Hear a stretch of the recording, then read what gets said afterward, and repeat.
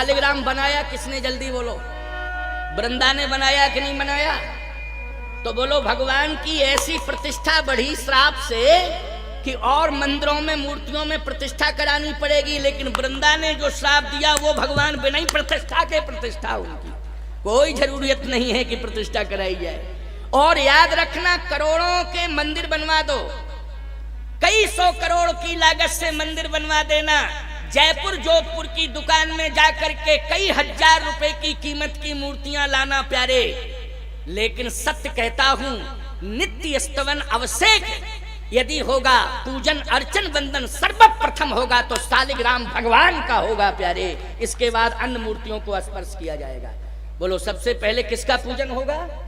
शालिग्राम भगवान का होगा।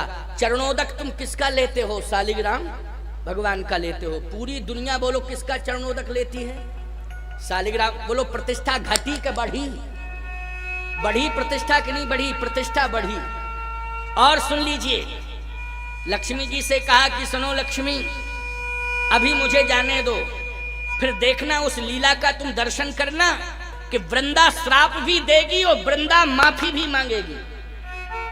वृंदा श्राप भी देगी और वृंदा माफी भी मांगेगी, लेकिन देखना तुम, अभी मुझे जाने दो। लक्ष्मी जी ने प्रणाम किया, कहा ठीक है नारायण, आपकी व्यवस्था है। देखो एक बात बताएं, यदि कोई सत्ताधारी अपनी सत्ता का संचालन अपने विवेक से कर रहा है तो पत्नी को हस्तक्षेप नहीं करना चाहिए। क्यों भाई? उसकी व्यवस्था है, वो अपने विवेक से। राष्ट्रपति रामनाथ कोविंद जी हैं, ईमानदारी से बताओ, वो राष्ट्रपति हैं, राष्ट्रपति उनको बनाया गया है। राष्ट्रपति के जितने भी अधिकार हैं उनका प्रयोग वो अपने विवेक और संविधान से करेंगे कि पत्नी के कहने से करेंगे? जल्दी बोलो। संविधान के हिसाब से करेंगे, अपना विवेक और संविधान, पत्नी के कहने से नहीं। इसलिए लक्ष्मी जी ने कहा महाराज आप सर्वाधिकार सुरक्षित हैं, आपके मार्ग में मैं बाधक नहीं बनना चाहती हूँ, अवरोधक नहीं बनना चाहती हूँ, लेकिन बस प्रार्थना करना चाहती हूँ। नारायण ने कहा मेरी लीला देखना लक्ष्मी, तुम भी आश्चर्यचकित हो जाओगी। और जैसे ही लक्ष्मी जी ने प्रणाम किया और नारायण जब चले साहब, तो जैसे ही पहुंचे तो सुनते जाना ध्यान से, छल कर तारे उतास व्रत, भगवान ने छल किया और वृंदा का व्रत भंग किया। और जैसे ही वृंदा का व्रत भंग हुआ, जलंधर अपने आप मर गया प्यारे, उसका अस्तित्व समाप्त हो गया। उसी समय जलंधर का अस्तित्व समाप्त हो गया। वृंदा को जब पता लगा कि मेरे साथ छल हुआ तो वृंदा क्रोध में आ गई और श्राप दे डाला कि जाओ तुम काले पत्थर हो जाओ। मैं जानती थी कि तुम भगवान हो, लेकिन भगवान ऐसा काम कभी नहीं कर सकता है। मैं नहीं मानती हूं कि तुम भगवान हो, सारी दुनिया को ये बताऊंगी कि ये भगवान नहीं है, इनको भगवान मत मानना। भगवान ने कहा पहली बात तो ये है कि मैं कभी कहता नहीं हूं कि मैं भगवान हूं। अब ये दुनिया से बातें करो, दुनिया क्यों मुझे भगवान मानती है? और दुनिया मानती है तो मैं क्या करूं इसके लिए, लेकिन मैं कभी नहीं कहता हूं कि मैं भगवान हूं। वृंदा ने कहा लेकिन आपने मेरे साथ छल क्यों किया? अगर आप भगवान हैं तो आप धर्म की रक्षा करने के लिए आए हैं कि धर्म को नष्ट करने? भगवान ने कहा धर्म की रक्षा करने के लिए। तो आपने मेरे पातिव्रत धर्म को नष्ट किया कि नहीं किया? भगवान ने कहा कभी कभी धर्म की रक्षा करने के लिए धर्म को नष्ट करना पड़ता है। वृंदा बोली ये मैं नहीं समझ पा रही हूं कि धर्म की रक्षा करने के लिए धर्म को कैसे नष्ट किया जाता है। भगवान ने कहा जो धर्म अधर्म की रक्षा करने के लिए कवच बन करके आगे आ जाता है, ऐसे धर्म को नष्ट करना मेरा परम धर्म होता है। इसलिए मैंने तेरे धर्म को नष्ट कर दिया, क्योंकि तेरा धर्म अधर्म की रक्षा कर रहा था। अब बोलो भाई, क्रिया निकृष्ट थी, देखने में उद्देश्य उत्कृष्ट निकल के आया कि नहीं आया? आया कि नहीं? मैं एक बात कहता हूं, भीष्म पितामह आदरणीय हैं, सम्माननीय हैं। महाभारत की कथाएं भी आप सुनते हो, तमाम लोगों ने सुनी और पढ़ी होंगी कथाएं। भीष्म पितामह को मारने के लिए आदेशित किसने किया? अर्जुन को किसने आदेश दिया कि इनको मारो? भगवान कृष्ण ने। यह आदेश किसने दिया था? भगवान कृष्ण ने कि मारो। अब बताइए, इतना बड़ा महापुरुष, साक्षात महाभारत में धर्म स्वरूप है पितामह, बोलो है कि नहीं? नैष्ठिक ब्रह्मचारी है पितामह, रूप हैं पितामह, महाभागों में उनका सम्मान होता है। लेकिन ऐसे भीष्म पितामह को मारने के लिए अर्जुन को आदेशित कर रहे हैं भगवान। लेकिन अर्जुन क्या कहता है?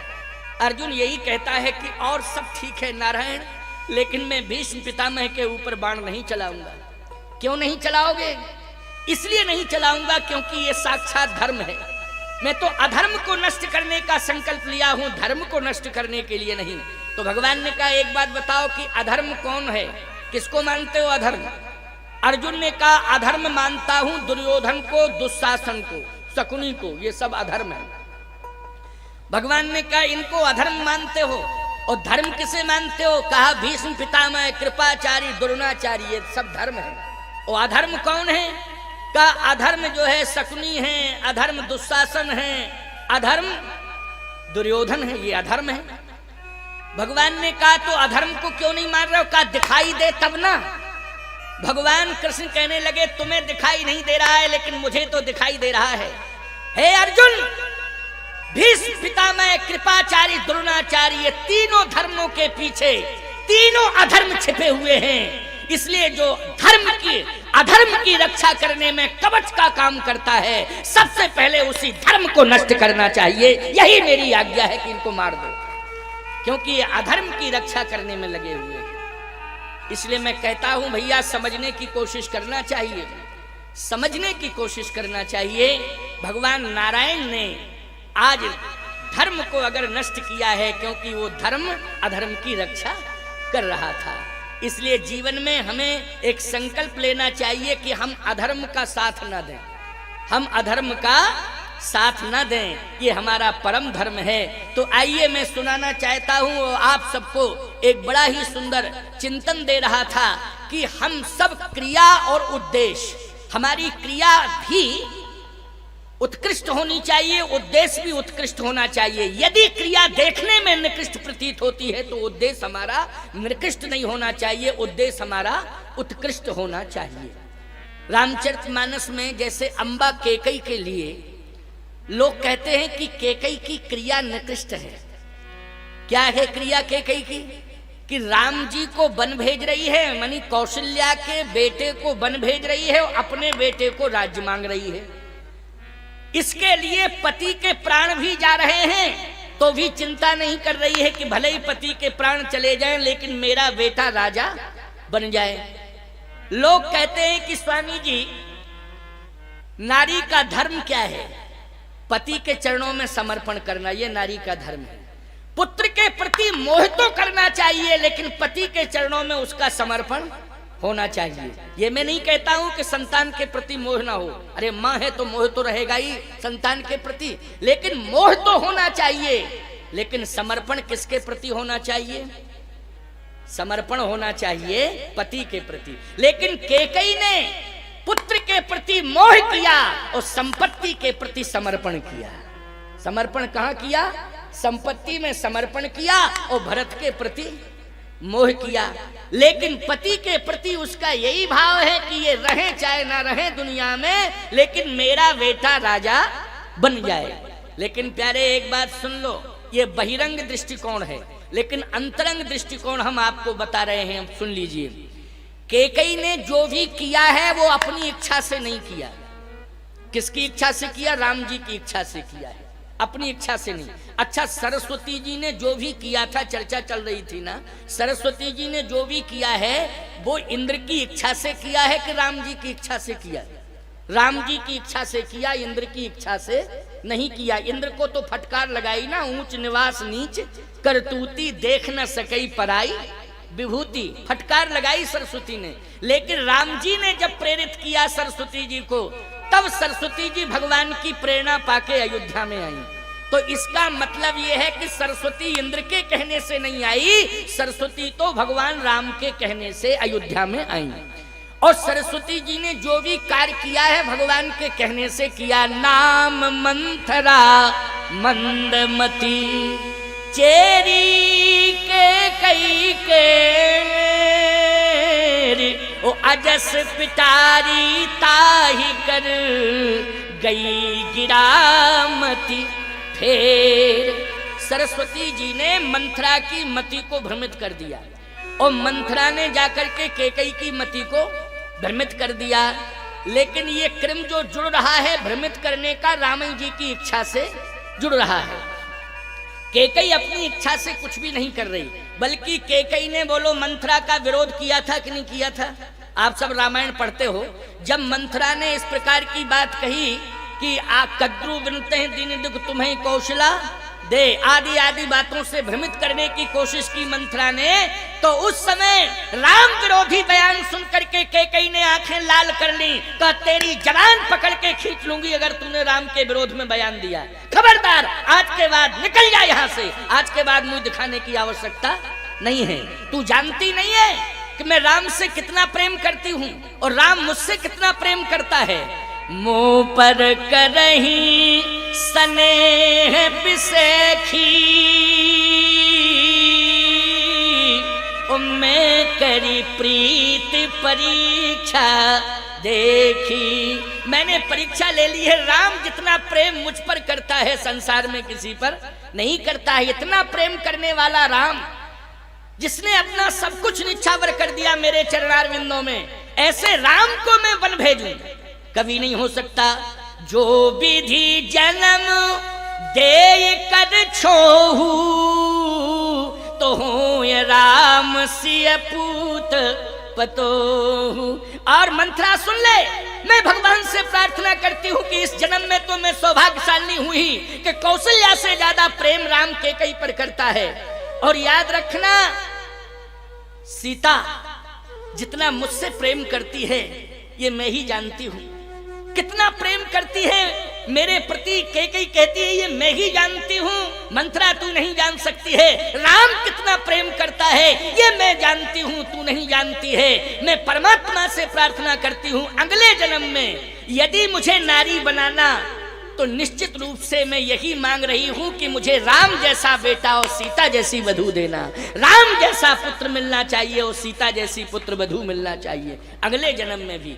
ईमानदारी से बताओ, कैकेयी राम के प्रति कितना स्नेह रखती है और राम जी का कितना समर्पण कैकेयी के चरणारविंदों में है। कभी ऐसा हो सकता है कि कैकेयी राम को वन भेजने की बात कहे और भरत के लिए राज्याभिषेक की बात कहे, लेकिन याद रखना ये सब कुछ जो हुआ है माँ कैकेयी ने भी जो भी किया है भगवान राम की इच्छा से किया, ना मंथरा की इच्छा से किया और ना सरस्वती की इच्छा से किया। कैकेयी ने भी किसकी इच्छा से किया है, जल्दी बोलो? राम जी की इच्छा से। अब आप सुनते जाना, बहुत बढ़िया बात है। जीवन में एक होता है प्रकाश और एक होता है विकास। तो विकास और प्रकाश, अंतर क्या है विकास और प्रकाश में? विकास चाहे अरबों खरबों का आप कर लो, समझ लेना, लेकिन आप संसार की दृष्टि में प्रणम्य नहीं हो सकते हो, चाहे जितना अरबों खरबों कर लो। अच्छा एक बात बताओ, अंबानी बहुत बड़ा उद्योगपति है, टाटा बिरला डालमिया भी बहुत बड़े उद्योगपति हैं। आप नमस्कार तो कर लोगे लेकिन अपना सिर उनके चरणों में रखोगे क्या? जल्दी बोलो। आप नमस्कार, आइए आइए, नमस्कार साहब आइए, आपका सम्मान है, आप उद्योगपति हैं, आप धनपति, आइए चाय पी लीजिए, थोड़ा सा नाश्ता कर लीजिए, थोड़ा आइए आइए जलपान कर लीजिए, क्यों?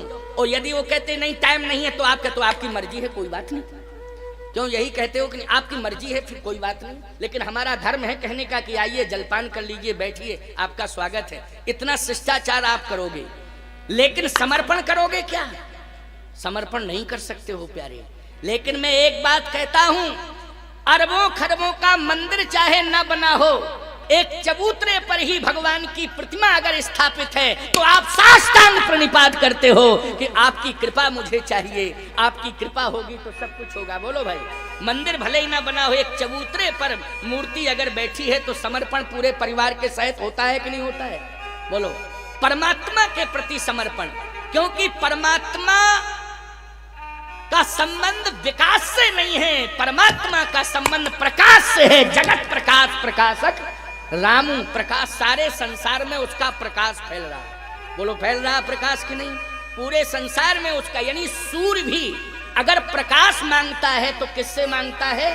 परमात्मा से मांगता है। वो परमात्मा, आज वो परमात्मा क्या चाह रहा है कि मैं सिंहासन पर बैठने के लिए नहीं आया हूं, मैं सोने के पलंग पर सोने के लिए नहीं आया हूं, मैं सोने के महल में रहने के लिए नहीं आया हूं, मैं तो सोने के महल का त्याग करके सबरी, निषाद और गीध का कल्याण करने के लिए आया हूं। इसलिए सबरी की झोपड़ी में जाऊंगा, निषाद को हृदय से लगाऊंगा और गीध को गोद में बिठाकर उसकी अंत्येष्टि करूंगा। मैं इसके लिए आया हूं, गिरवासी वनवासियों का कल्याण करने के लिए। 11.5 वर्ष तक राम जी चित्रकूट धाम में रहे। बोलो कोल, किरात, भील, वनवासी आदि आदि सब ये भगवान से जुड़े कि नहीं जुड़े?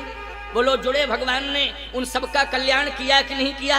11.5 साल चित्रकूट अरण्य अभ्यारण्य में रह करके आज चित्रकूट धाम इतना बड़ा धाम, महिमा मंडित धाम है प्यारे, कि जितना महत्व अयोध्या का है उससे ज्यादा महत्व चित्रकूट धाम का है प्यारे। क्योंकि अयोध्या में राम की जन्मभूमि है, चित्रकूट श्री राम की तपोभूमि है। राम जी ने तप किया है और ऐसा तप किया है कि संपूर्ण संसार में राम जी का प्रकाश हो गया। विश्व रूप रघुवंश मणि।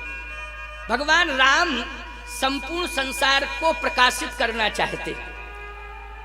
दशरथ जी चाहते हैं कि राम सिंहासन पर बैठे तो राम का विकास होगा, और कैकेयी जी चाहती हैं कि राम जी सिंहासन नहीं, राम जी तो गिरवासी वनवासियों के बीच में जाएं, गौ ब्राह्मण के सम्मान की रक्षा करें, यज्ञ की रक्षा करें, संतों की रक्षा करें, धर्म की रक्षा करें।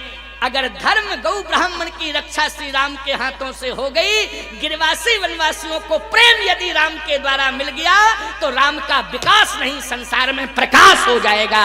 इसलिए मैं राम को प्रकाश से जोड़ना चाहती हूँ। बोलो कैकेयी का उद्देश्य पवित्र है, क्रिया निकृष्ट है देखने में, लेकिन उद्देश्य उत्कृष्ट है कि नहीं? बोलो उद्देश्य उत्कृष्ट है कि नहीं कैकेयी का? लेकिन क्रिया देखने में कैसी लग रही है? निकृष्ट लग रही है। राम जी ने कहा, माँ मैं यही चाहता हूं कि ये सिंहासन नहीं, सिंहासन पर मैं नहीं बैठना चाहता हूं, मैं गिरवासी वनवासियों के हृदय रूपी सिंहासन पर बैठना चाहता हूं। मैं गिरवासी वनवासी जितने भी भक्त हैं उनके हृदय रूपी सिंहासन पर बैठकर राज्य करना चाहता हूं। बोलो भक्तों के हृदय रूपी सिंहासन पर बैठकर राम राजा है कि नहीं? बोलो है कि नहीं? आत्मा रामो विराजिते, सबने अपनी आत्मा में राम को स्थान दिया है। तो आत्मा राम, राजा राम से बड़े हैं आत्मा राम प्यारे, जो सबकी आत्माओं में रमण कर रहे हैं। इसलिए ये कैकेयी की महिमा है कि कैकेयी जी ने राम जी को अयोध्या से वन भेजने में अहम भूमिका का निर्वाह किया। अब एक बढ़िया सूत्र है क्या? इसके लिए कैकेयी जी को रूठना पड़ेगा, रूठना पड़ेगा। अच्छा भाई रूठना पड़ेगा। हमारे यहाँ पहले मर्यादा थी। क्या मर्यादा थी? अब जो रूठना होता है इनका, माताओं का रूठना, वो होता है फुटपाथ पे। फुटपाथ पे रूठेंगे जिससे पूरे गांव को पता चल जाए, क्षेत्र को पता चल जाए, मीडिया को पता चल जाए कि हमारी क्या समस्या। लेकिन पहले महिला रूठती थी, नारी रूठती थी तो बाहर आवाज नहीं जाती थी, आवाज नहीं जाती थी। ये मर्यादा थी, ऐसी ही मर्यादा होनी चाहिए। हम ये नहीं कहते हैं कि तुम अपनी मांग की पूर्ति ना करो, लेकिन मांग की पूर्ति करना है तो सड़कों पर नहीं। याद रखना, मंडप के नीचे जिसने आश्वासन दिया है कि मैं तुम्हारी हर मांग की पूर्ति करूंगा, उसी से तुम्हें मांगने का अधिकार है। फुटपाथ पर मांगने का अधिकार नहीं है, उसी से मांगने का अधिकार है। लेकिन उससे कहां मांगने का अधिकार है? मंडप के नीचे ये भी बताया जाता है कि सदा अपने साथ मर्यादा रखना। बोलो क्या रखना? मर्यादा रखना, अपने साथ सदा मर्यादा रखना। ये मर्यादा का श्रृंगार माताओं सबसे ज्यादा महत्वपूर्ण है। ये सोने चांदी का श्रृंगार उतना महत्वपूर्ण नहीं है जितना मर्यादा का श्रृंगार महत्वपूर्ण है। सोने चांदी का श्रृंगार यदि होगा तो कभी न कभी अपमान होगा, लेकिन मर्यादा का श्रृंगार तुम्हारे साथ रहेगा, सदा सम्मान तुम्हारा होता रहेगा। कोई माई का लाल अपमान नहीं कर सकता है। बोलो मर्यादा का श्रृंगार होगा, सदा सम्मान होगा कि नहीं? और सोने चांदी के आभूषणों से कितने बार डकैती पड़ गई, कितने बार राहजनी में लूट लिया गया, तो बोलो अपमान हुआ कि नहीं हुआ? लेकिन मर्यादा का श्रृंगार यदि तुम्हारे साथ रहेगा तो हर डगर पर, हर पल में, हर नगर में, सर्वत्र यत्र तत्र सर्वत्र क्या होगा? सम्मान ही सम्मान होगा। इसलिए जीवन में यदि हमारी कोई मांग हो तो मोहल्ला को पता नहीं चलना चाहिए, केवल पति से मांग हो। और मांग कैसी होना चाहिए, किस तरह से? कैकेयी जी ने अपनी मांग कहां रखी बोलो? राजमहल के अंदर मांगा है कि कोप भवन में मांगा बोलो?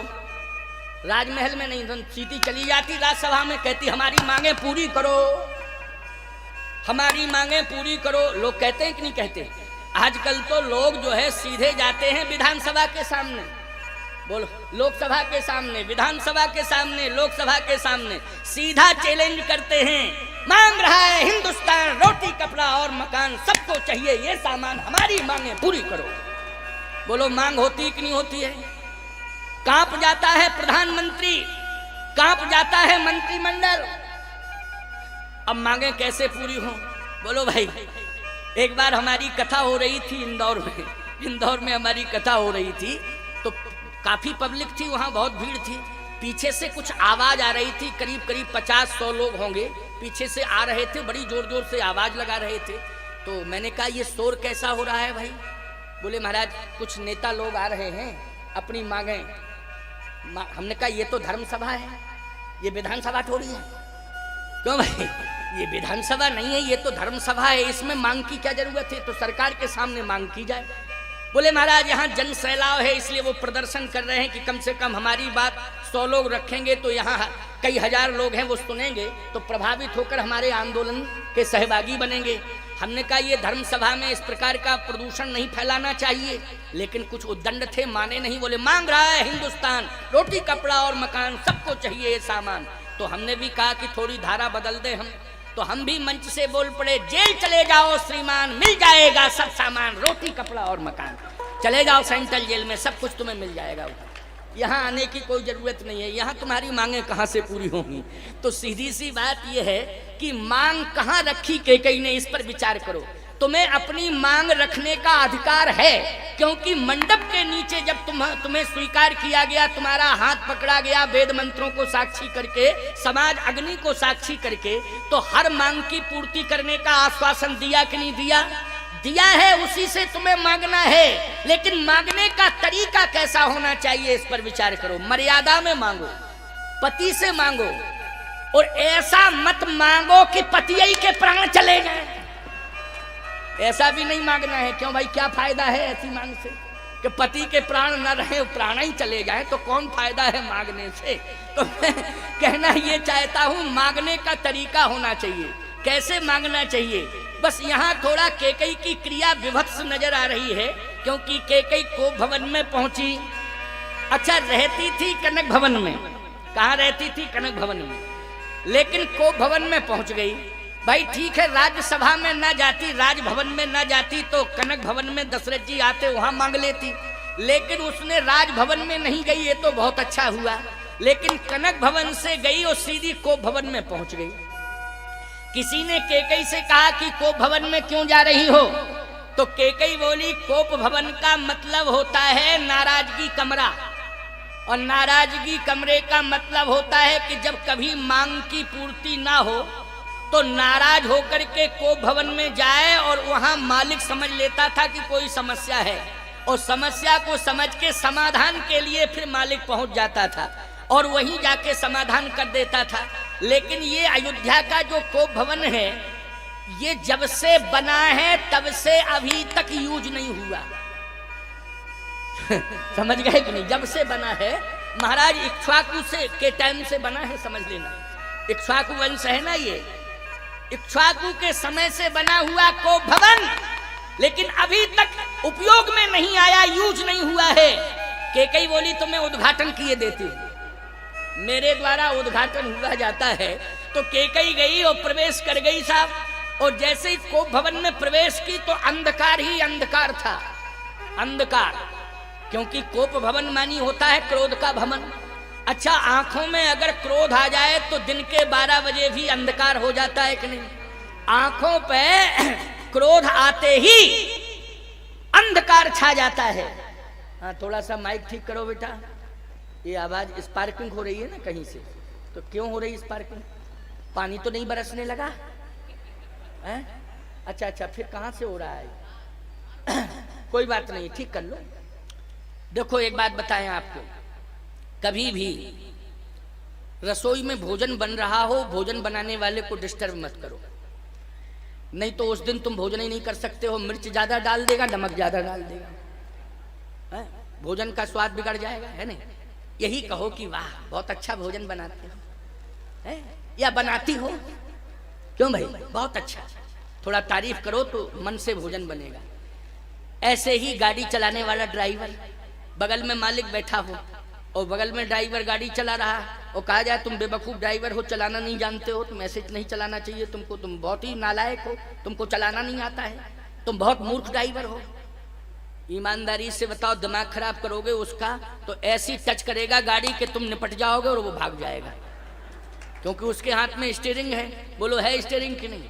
तो कभी भी ड्राइवर को डिस्टर्ब मत करो, गाड़ी चला तारीफ करो उसकी, बहुत अच्छी गाड़ी चलाते हो बेटा, लेकिन थोड़ा धीमा चलाया करो, लेकिन चलाते तुम बहुत अच्छी हो गाड़ी, हम बहुत प्रसन्न हैं तुम्हारे ऊपर। फिर जब मंजिल पालो तो भले ही भगा दो उसको, समझ गए हो कि नहीं? लेकिन रास्ते में दिमाग खराब नहीं करना चाहिए। ऐसे ही ऑपरेटर माइक का, अब प्रवचन चल रहा है और हम उसकी खींचतान शुरू कर दें बेचारे की, तो पता नहीं कौन सा सिस्टम गड़बड़ कर दे तो गला ही निपट जाएगा, फिर अस्पताल के चक्कर काटते फिरो। लेकिन बहुत अच्छा है, बढ़िया साउंड है, तारीफ है तुम्हारे साउंड, एकदम तारीफ है, गजब की बात है? अच्छा एक बात बतावें, हम जो तुम्हारे साउंड की तारीफ कर रहे हैं ये भिंड जिला तक सीमित नहीं है, ये यूट्यूब चैनल के माध्यम से जो है कई प्रांतों में और कई राष्ट्रों में ये हमारा संदेश जा रहा है। तो बेटा तुम्हारे माइक की तारीफ हो रही है कि नहीं? इसलिए इसका ध्यान रखना। तो बहुत अच्छे बच्चे हैं, हम आशीर्वाद देते हैं, और कभी कभी व्यवस्था में हो जाता है तो ये तो कंडीशन पर डिपेंड करता है, क्या कंडीशन हो जाती है, कोई बात नहीं। आओ सुनो। अच्छा ये बताओ चर्चा कहाँ चल रही थी, जल्दी बोलो। हाँ हाँ हाँ, देखो हम भूले नहीं थे, लेकिन हम तो तुम्हारी परीक्षा ले रहे थे कि तुम सुन रहे हो कि हमारी बात को समझ भी रहे हो, कि खाली बैठे ही बैठे सुन रहे हो, समझ भी रहे हो। और समझ रहे हो तभी तो तुमने बता दिया कि महाराज जी आपको भवन पर बोल रहे थे, नहीं तो ऐसे हमने एक जगह पूछा बंगाल में, बंगाल यहाँ ममता बनर्जी हैं राम कहो तो उछल पड़ती है, राम के कह दो जय श्री राम तो कहती तुम मूर्ख हो क्या, हमारा अपमान करने आए हो तो पता नहीं उसकी बुद्धि सड़ गई है, क्या हो गया है? तो कथा कहने गए हम बंगाल में, बड़ी भीड़ थी। अब रात को 11 बजे हमको टाइम मिला, क्योंकि रात में होता था सत्संग, तो 11 से 12 हमें बोलना था। और जैसे हमने मंगलाचरण किया तो सामने एक श्रोता बैठा था, वो बगल वाले के ऊपर गिर पड़ा। तो मैंने कहा सो रहे हो? बोले नहीं महाराज नहीं। हमने कहा फिर बगल वाले के ऊपर क्यों गिर रहे हो? बोले नहीं। तो हमने कहा चलो धोखा हो गया। जैसे ही 15 मिनट के बाद फिर साइड में जो था इस तरफ, बाईं तरफ, दाहिनी तरफ, उस तरफ गिरा वो।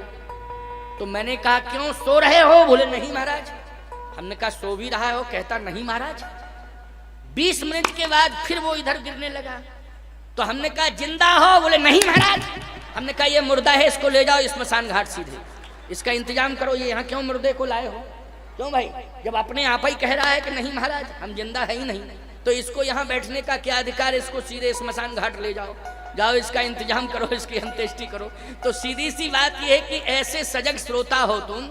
हाँ ये बच्चा देखो ये रो रहा है, इसके माँ बाप खो गए हैं, इसलिए जहाँ भी इसके माँ बाप हो माँ बाप को खोज के लाओ। बच्चा तो नहीं खोया है क्योंकि वो तो सबके सामने ही है, क्यों भाई है कि नहीं? इसके माँ बाप जरूर खो गए हैं। और यदि इसके माँ बाप ना मिले तो इस समय साधुओं की बड़ी कमी है, हमको दे देना, हम निर्मोही अखाड़े में ले जाएंगे और साधु बना देंगे, क्योंकि इस समय साधुओं की बड़ी कमी आ गई है। तो भाई हमें तो जरूरत है, अगर कोई लेने को तैयार ना हो तो भैया हम ले जाएंगे। अच्छा अच्छा अच्छा अच्छा, तब तो बढ़िया है। तो सुनो ध्यान से, बहुत बढ़िया बात है, जरा सुनना, समझने की कोशिश करना। हाँ मिल गए, उसके माता पिता मिल गए हैं, देखो मिल गए। तो आओ, कोप भवन ये क्रोध का भवन है। दिन में 12 बजे आंखों पर यदि क्रोध आ जाता है तो सूर्य के प्रखर प्रकाश में भी अंधकार छा जाता है। छा जाता है कि नहीं अंधकार? लेकिन कैकेयी तो उस भवन में प्रवेश कर रही है जिसमें अंधकार ही अंधकार है पहले से, प्रकाश की कोई व्यवस्था नहीं, आंखों पे क्रोध है और भवन में अंधकार है। और जैसे ही कोप भवन में प्रवेश किया तो महाराज श्री दशरथ राजभवन से निकले और राजभवन में चर्चा क्या कर रहे थे? महाराज दशरथ राजभवन में चर्चा कर रहे थे कि हमारी इच्छा यह है कि राम को राजा बना दें। तुम सबकी क्या इच्छा है? अयोध्यावासी बोले हम सबकी भी इच्छा है, सबके उर अभिलाष यह, सबके उर अभिलाष यह, कहीं मनाए महेश। ओ आप अछत जुबराज पद, राम ही देव नरेश। राजा राम जानकी रानी, आनंद अवध अवध रजधानी। सबकी इच्छा है राजा राम हूं और महारानी जानकी जी हूं, सबकी इच्छा। महाराज स्वागत है आपके निर्णय का, स्वागत है, आप तैयारी करिए। महाराज श्री दशरथ राजभवन से निकले तो ये मन का मनोरथ सुनाने के लिए कैकेयी जी के पास गए। कहाँ जा रहे हैं? कैकेयी जी के पास कि सुना दें, क्योंकि राम जी के ऊपर सबसे ज्यादा प्रेम करती है कैकेयी। किसके ऊपर करती है? भगवान राम के ऊपर। और अगर राम को राजा बनाने वाली सूचना कैकेयी को पहले दी जाएगी तो प्रसन्न हो जाएगी, वो बहुत प्रसन्न होगी कि हमारे मन की बात आपने कह दी। तो जैसे ही महाराज कोप भवन, जैसे ही महाराज राजभवन से कनक भवन की ओर जाने लगे तो बगल में रंगनाथ जी का मंदिर है, क्योंकि रंगनाथ जी की पूजा होती है। रघुवंश में, सूर्यवंश में, इक्ष्वाकु वंश में किसकी पूजा होती है? रंगनाथ जी की पूजा होती है। अवधपुरी रघुकुल मणि राऊ, वेद विदित दशरथ नाऊ, धर्म धुरंधर गुणनिधि ज्ञानी, हृदय भगत मति सारंग पानी। ये सारंग पानी है भगवान विष्णु, इसलिए भगवान विष्णु ही रंगनाथ जी हैं। तो रंगनाथ जी का मंदिर बगल में था। महाराज श्री दशरथ राजभवन से निकले थे तो रंगनाथ जी भगवान का मंदिर बगल में था। महाराज को रंगनाथ जी के मंदिर में जाके भगवान रंगनाथ जी को सुना देना चाहिए था कि ऐसा ऐसा मन में विचार आया, पूरी अयोध्या की जनता चाहती, लेकिन अब आपसे प्रार्थना है कि आप ही सफल करो। अच्छा बोलो, कोई कार्य की सफलता के लिए प्रार्थना किससे करते हो? भगवान से प्रार्थना करते हो कि नहीं करते हो? अच्छा, समय कौन सा था? समय पर भी विचार करना चाहिए। साँझ समय सानंद नृप, गयऊ के कई गेह। साँझ समय संधि काल, संधि काल में मैं आपसे ये पूछना चाहता हूँ, भगवान के मंदिर में जाना चाहिए कि नहीं? बोलो। प्रातः सायं इन दोनों वेलाओं में कहाँ जाना चाहिए? भगवान के मंदिर में जाना चाहिए। मैं एक बात कहता हूं, अगर कैकेयी के भवन में ही जाना था तो मैं तो कहता हूं कि मनोरथ कैकेयी को ना बता करके अपने मन का मनोरथ कैकेयी और कौशल्या और सुमित्रा तीनों महारानियों को साथ ले जा करके भगवान रंगनाथ जी को सुनाना चाहिए था कि हमारा ये मनोरथ है कि राम राजा बने, भगवान हमारे मनोरथ को पूरा करें। लेकिन महाराज ने रंगनाथ जी की मंदिर की ओर देखा ही नहीं, सीधे कनक भवन की ओर गए। कनक भवन में रहती थी कैकेयी। कनक भवन में अब राम जी रहते हैं, पहले रहती थी कौन? कैकेयी रहती थी। कैकेयी का है कनक भवन। तो जैसे ही महाराज कनक भवन के दरवाजे पर प्रवेश करने ही वाले थे तो कैकेयी दिखाई नहीं दी, मंथरा बैठी बैठी रो रही थी। मंथरा। तो महाराज दशरथ ने मंथरा से कहा, मंथरा तू रो रही है लेकिन महारानी कैकेयी कहाँ है? तो मंथरा ने रोते हुए इशारा को भवन की ओर किया, को भवन की ओर। महाराज श्री दशरथ ने कहा कि कैकेयी को भवन में है। मंथरा ने कहा, हाँ महाराज। कारण क्या है? मैं नहीं जानती हूं, आप जाके पूछ लो। मंथरा क्या? देखो, मंथरा जो होती है वो अपना रोल अदा करती है। मंथरा, समझ गए हो कि नहीं? मंथरा एक कुप्रवृत्ति है, कुप्रवृत्ति का नाम मंथरा है। जैसे उस समय त्रेता में तो एक ही मंथरा थी ना, त्रेता में एक मंथरा थी ना, लेकिन मंथरा अब कम थोड़ी हुई, मंथराओं की तो बढ़ोतरी हो गई।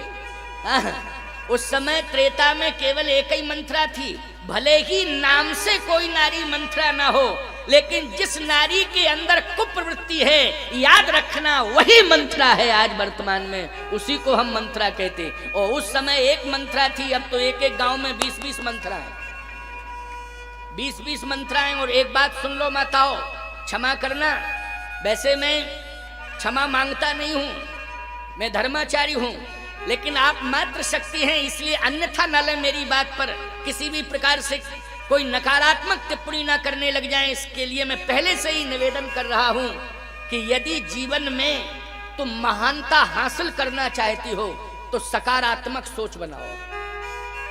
जिस दिन नारी की सकारात्मक सोच हो जाएगी, उसी दिन इस संसार की वो सीता बन जाएगी, सीता की तरह उसे सम्मान मिलने लगेगा। जिस दिन नारी की सकारात्मक सोच हो जाएगी। आज नकारात्मक सोच के कारण मंत्रा बन रही हैं नारियां, बोलो बन रही हैं कि नहीं? नकारात्मक सोच के कारण। लेकिन नकारात्मक सोच अपमान कराती है, यही सोच अपमान का कारण बनती है। मंत्रा एक कुप्रवृत्ति है। मंत्रा क्या करती है जानते हो आप सब? मंत्रा किसी भी घर में एकता नहीं देख सकती। ये मंत्रा की क्वालिटी है। हाँ, क्वालिटी तारीफ कर रहा हूं उसकी मंत्रा की, कि किसी भी घर में वो एकता नहीं देख सकती है। और जिस घर में खोजती रहती है किस घर में एकता है, और जिस घर में एकता होगी उसी घर में वो प्रवेश करेगी, समझना। और उस घर में प्रवेश करेगी तो जानती हो किसके पास जाएगी? जो घर की मालकिन होगी उसके पास जाएगी। और जाएगी और रोएगी। जब रोएगी तो मालकिन पूछेगी, बहन क्या बात है? कहे, बहन हमारी कोई बात नहीं है, बात तुम्हारी ही है कि आज हमने आपके पति को रोते हुए देखा मेहगांव के बाजार में, भिंड की, हाँ भिंड मेहगांव, आज हमने रोते हुए देखा।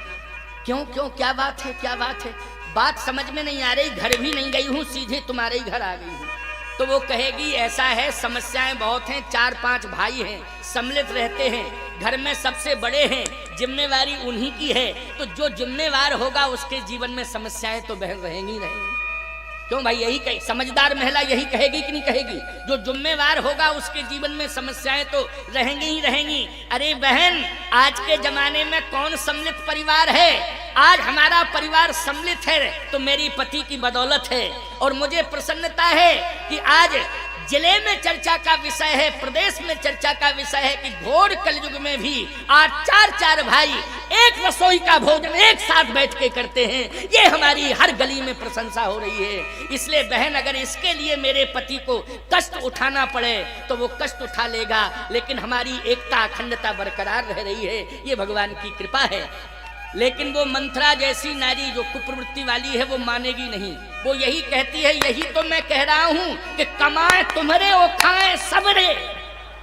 समझ लेना, आ गई मंत्रा। बोलो, यही सूत्र समझाएगी वो कि नहीं? उसकी नकारात्मक सोच है कि कमाए तुम्हारे और खाए सबरे।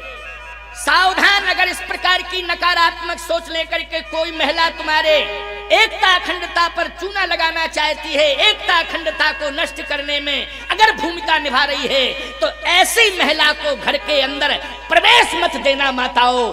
आज मैं इस मंच से तुम्हें आदेशित कर रहा हूं, ऐसी नारी का बहिष्कार करना, ऐसी महिला का बहिष्कार करना, ऐसी महिला का प्रवेश तुम्हारे घर में नहीं होना चाहिए, क्योंकि जो एकता अखंडता को समाप्त करे। याद रखना, हमारे भारत माता की एकता अखंडता को नष्ट करने में जो पार्टियां लगी हुई हैं, ऐसी पार्टियों का सदा बहिष्कार करना ये हमारा आदेश है। क्योंकि भारत माता की एकता अखंडता बरकरार रहनी चाहिए।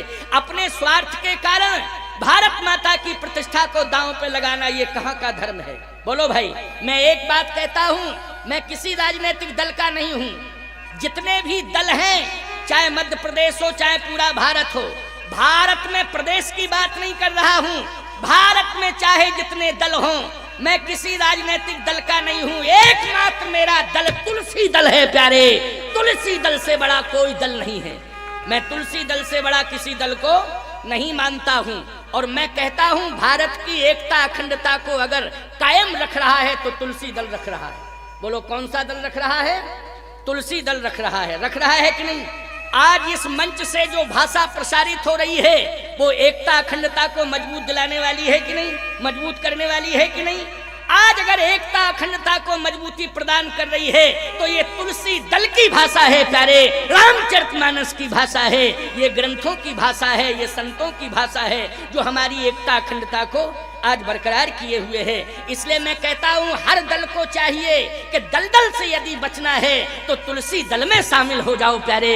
अगर तुलसी दल में तुम्हारा दल शामिल हो जाएगा तो दलदल से बच जाओगे, दलदल से बच जाओगे। इसलिए तुलसी दल की जरूरत है और तुलसी दल का मतलब है रामचरितमानस। बोलो भाई। और रामचरितमानस का मतलब है रामचरितमानस का सिद्धांत।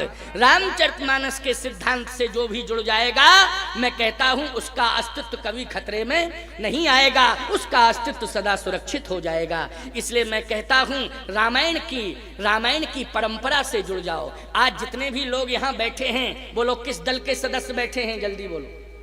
तुलसी दल के सदस्य बैठे हैं, एक एक व्यक्ति अवाल वृद्ध नर नारी सब तुलसी दल के सदस्य हैं। इसलिए इस मंच से हृदय से स्वागत है। और मैं कहता हूं इस तुलसी दल के मंच से जो 22 तारीख तक, क्यों 22 तारीख तक है कार्यक्रम, 22 तारीख तक तुलसी दल के मंच की सदस्यता जो भी ले लेगा पावई माता सदा उसके ऊपर कृपा करती रहेंगी, माँ की सदा कृपा उसके ऊपर बनी रहेगी। बस आने की जरूरत है, कोई भी दल आ जाए तुलसी दल में शामिल हो जाए। क्यों भाई, कोई भी दल आ जाए तुलसी दल में शामिल हो जाए। बोलो होना जरूरी है कि नहीं? अगर कल्याण चाहिए तो तुलसी दल में शामिल हो जाओ। और तुलसी दल ही एकता अखंडता को कायम किए हुए है। इसलिए आओ, मंथरा जो है बैठी बैठी रो रही थी। दशरथ जी ने कहा कि कोप भवन में क्यों गई कैकेयी? मंथरा ने कहा मैं कुछ नहीं जानती हूँ, नाराज थी, मैंने तो समझाया और पांव भी पकड़े लेकिन नहीं मानी और चली गई। जबकि भेजा किसने? कोप भवन में भेजा किसने था? मंथरा ही ने तो भेजा था कि कनक भवन में मांग पूरी नहीं होगी, कोप भवन में जाओ वहां मांग पूरी होगी। ये सलाह देने वाली मंथरा ही थी। तो कैकेयी चली गई कोप भवन में। दशरथ जी ने कहा मंथरा एक काम कर तू, क्या मेरे आने की सूचना कैकेयी को दे दे।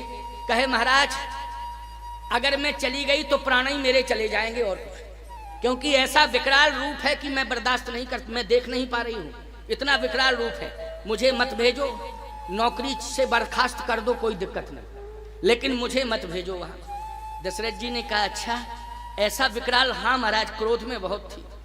अच्छा भैया एक बात बताओ, अगर कैकेयी नाराज होकर कोप भवन में चली गई थी तो दशरथ जी को कौशल्या जी के पास जाना चाहिए था और कौशल्या से ये कहना चाहिए था कि तुम्हारी छोटी बहन है, तुम जाके समझ लो कंडीशन क्या है।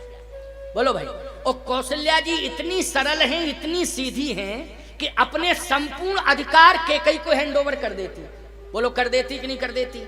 जिस समय हविष्यान्न का बंटवारा हुआ था, जो यज्ञ से हवि निकली थी ना, उस हवि का जब बंटवारा हुआ प्यारे तो सबसे पहले आधा भाग कौशल्या को मिला था कि नहीं मिला था? सबसे पहले दशरथ जी ने कौशल्या जी को दिया था और आधा दिया, अर्ध भाग कौशल्या ही दीना। इसके बाद आधे में से आधा करके कैकेयी को दिया तो कैकेयी नाराज हो गई थी कि अच्छा इनको आधा दिया, हमको आधे में से आधा करके दिया, ये बर्दाश्त से बाहर। तो उस समय कौशल्या ने संतुलन बनाने के लिए क्या कहा कि बहन ये जो मुझे मिला है ना आधा, ये मैं अपना नहीं समझती हूँ, इसको मैं तुम्हारा ही भाग समझती हूँ और जो तुम्हारा भाग है वही मेरा भाग है। हमारे तुम्हारे में कोई अंतर नहीं है, लेकिन मैं चाहती हूँ कि सुमित्रा को कुछ नहीं मिला है, इसलिए हम तुम दोनों मिलकर के अगर सुमित्रा को दे दें तो ज्यादा अच्छा होगा। उसी समय कैकेयी की आंखों का क्रोध करुणा में बदल गया था। देखो कौशल्या का शब्द सुन करके कैकेयी की आंखों में जो क्रोध था वो किस में बदल गया? करुणा में बदल गया। आंसू आ गए और दोनों ने मिलकर के बोलो सुमित्रा को दिया हविष्यान्न की नहीं दिया है? कौशल्या कैकेयी हाथ धर दीन सुमित्रा है मन प्रसन्न करी, मन प्रसन्न कर। इसका मतलब है कि प्रसन्न मन से कैकेयी ने और कौशल्या ने सुमित्रा को दिया था। लेकिन ईमानदारी से बताओ ये क्रोध करुणा में किसकी वाणी ने बदला था? कौशल्या की वाणी ने बदला था। इसलिए और मैं कहता हूं सावधानी से सुनना, 14 साल तक कैकेयी के प्राणों की रक्षा कौशल्या ने की है। किसने की है बोलो? कौशल्या जी ने की है कैकेयी के प्राण की रक्षा। नहीं, कैकेयी ने कई बार मरने का संकल्प लिया था, लेकिन ऐसी कंडीशन में कैकेयी को बचाया है तो किसने बचाया? कौशल्या ने बचाया। तो मैं एक बात कहता हूं कि संतुलन बनाने में कौशल्या जी का व्यक्तित्व पर्याप्त है। बोलो है कि नहीं? महान व्यक्तित्व है। मैं कहता हूं उदारता यदि नारी में हो तो कौशल्या जैसी होना चाहिए, और जिस नारी में कौशल्या जैसी उदारता आ जाएगी उसी नारी की गोद में परब्रह्म परमात्मा प्रभु राम का जन्म हो जाएगा। निश्चित रूप से होगा, विश्वास करने की जरूरत है। इसलिए कौशल्या महान है। कौशल्यादि नार प्रिय सब आचरण पुनीत, पति अनुकूल प्रेम दृढ़ हरिपद कमल विनीत। ऐसी महान कौशल्या, लेकिन दशरथ जी का ध्यान ही नहीं गया कौशल्या जी की ओर। नहीं तो सीधे को भवन में न जाकर के कौशल्या जी के भवन में जाना चाहिए था, लेकिन ध्यान ही नहीं गया, सीधा को भवन की ओर देख रहे हैं। मैं कहता हूं भैया सुमित्रा के पास चले जाते कि सुमित्रा तुम ही समस्या को समझ लो ना। सुमित्रा जी के पास गए, खुद डायरेक्ट गए कैकेयी के पास। सांझ समय सानंद नृप गए कैकेयी गए, लेकिन जब कैकेयी नहीं मिली तब को भवन की ओर जा रहे हैं तो कोप भवन सुन सकुच को भवन का नाम सुन करके संकोच में पड़ गए, लेकिन गए। बोलो गए कि नहीं गए? और जैसे ही कोप भवन की ओर गए तो देखा अंधकार ही अंधकार है, लेकिन कैकेयी के रोने की आवाज सुनाई दे रही थी। अच्छा एक बात बताओ भैया, अंधकार में किसी नारी के रोने की आवाज सुनाई दे तो उस समय भाव आएगा कि भय आएगा? हमारी समझ में भय आएगा। बोलो आएगा भय कि नहीं? क्योंकि अंधकार और नारी के चीखने की आवाज, रोने की आवाज, तो बोलो भय आएगा कि नहीं आएगा? महाराज श्री दशरथ भयभीत हो गए, पैर नहीं पड़ रहे हैं आगे भय के मारे। किसी ने कहा महाराज दशरथ यदि भय है तो बैक हो जाओ ना, बैक हो जाओ। दशरथ जी ने कहा कि भय तो है, लेकिन ये मन में भाव भी है कि हमारी पत्नी ही तो है अंदर। क्यों भाई? ये भी तो भाव है कि हमारी पत्नी ही तो है अंदर। ये तो कंफर्म हो गया था ना कि कैकेयी अंदर है, कैकेयी अंदर है। भय भी है और भाव भी है कि पत्नी ही तो है, जाऊंगा जरूर। क्योंकि पत्नी अगर किसी व्यथा से व्यथित है तो पति का धर्म है कि उसके पास जाकर के उसकी व्यथा को सुनना चाहिए और प्रयास करके समाधान भी करना चाहिए। तो महाराज आप जाएंगे क्या? दशरथ जी ने कहा लौटूंगा नहीं, जाऊंगा तो कोप भवन में, लेकिन कल जाऊंगा क्योंकि अब 2 बज गए, 2 बज गए, इसलिए कल जाऊंगा, आज नहीं, क्योंकि 1 मिनट कम 2 बज गए हैं। हमारे में 59 हो गए, 1:59। आपकी में 1-2 मिनट आगे पीछे होंगे 2-4 मिनट का अंतर रहता है, ज्यादा नहीं रहता है।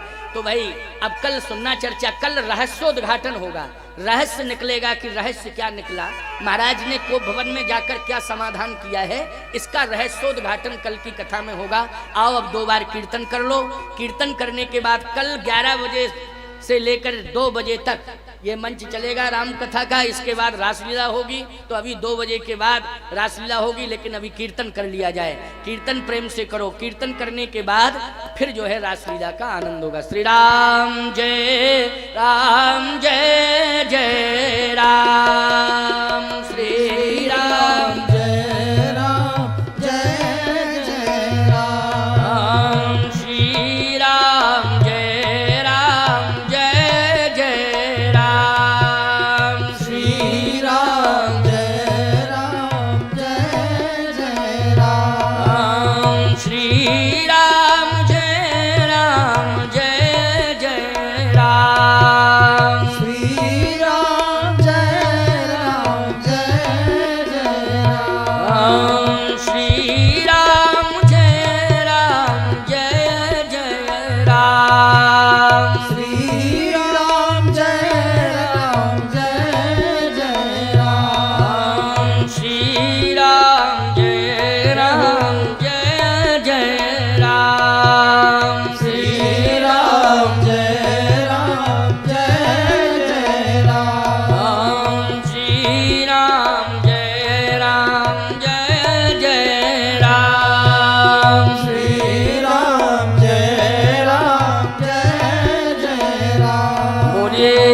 नारायण भगवान की जय। धर्म ये कोई बहुत बड़ी बात नहीं है।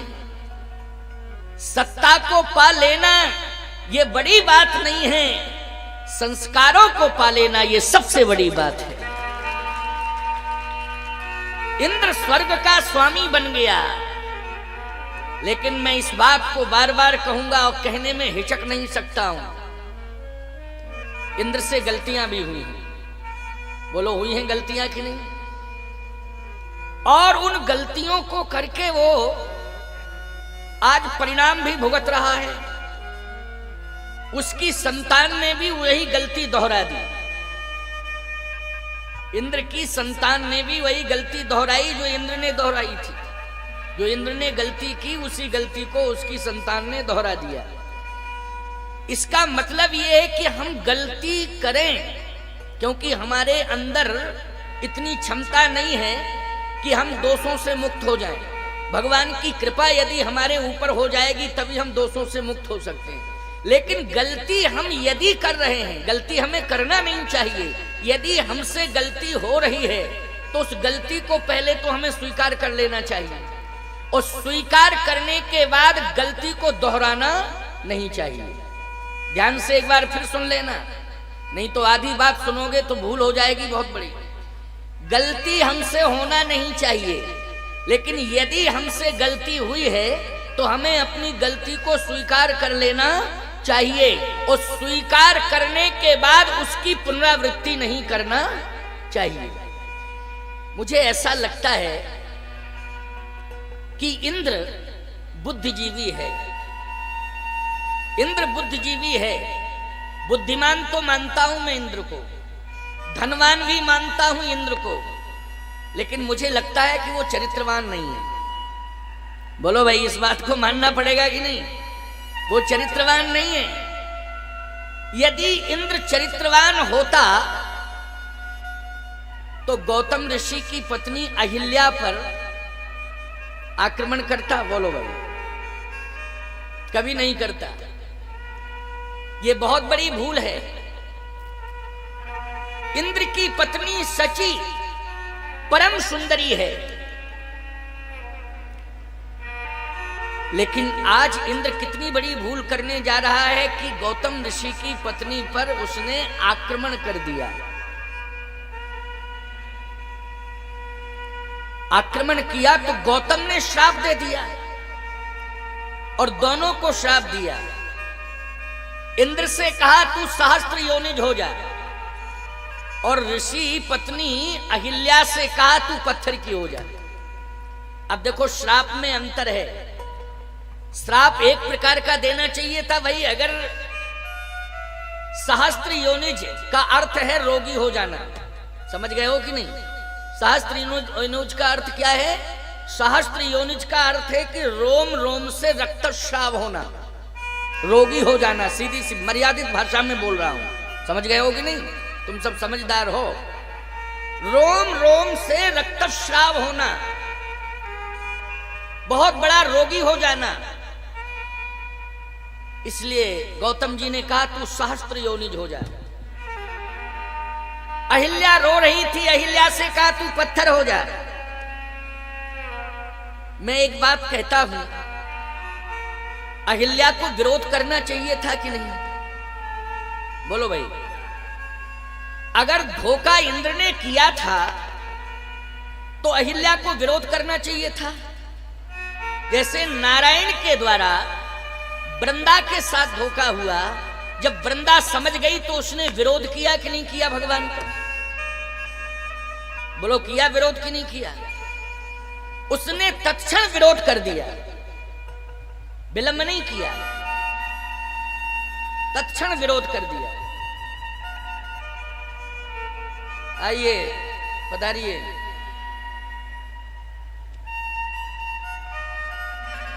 आइए नागा जी, देखिए संत भगवान पधार रहे हैं।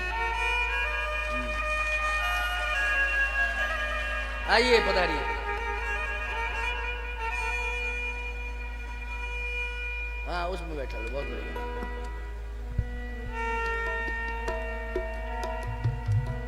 पधारो, पधारो। जय हो।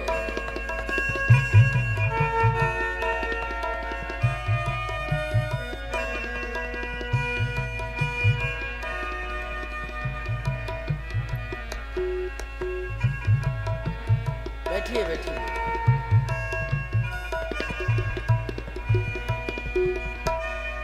हमारे पोरशा आश्रम से, श्री नागाजी आश्रम से महंत श्री नागा राम कुमार दास जी महाराज पधारे हुए हैं। ये महामंडलेश्वर हैं और हमारे निर्मोही अखाड़े के नागा हैं।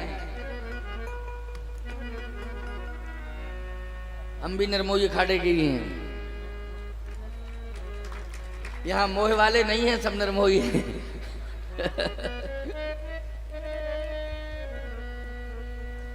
तो पावल कहाँ है?